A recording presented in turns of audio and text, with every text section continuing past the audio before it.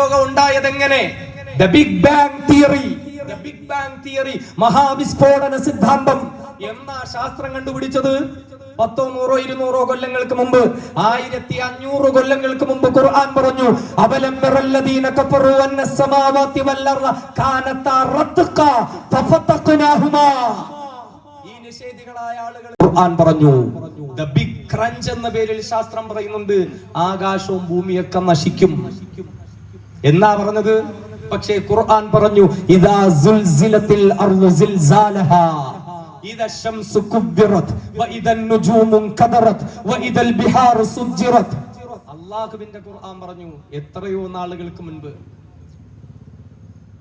The expanding universe, science ഒക്കെ പഠിക്കുന്ന മക്കൾക്ക് പരിചയം ഉണ്ടാവും. ഈ ഭൂമി വികസിച്ചുകൊണ്ടിരിക്കുന്നു, പ്രപഞ്ചം. ഒരു ബലൂൺ ഊതി വീർപ്പിക്കുമ്പോൾ അതിലുള്ള അടയാളങ്ങൾ, പുള്ളികൾ വികസിച്ചു വരുന്നത് പോലെ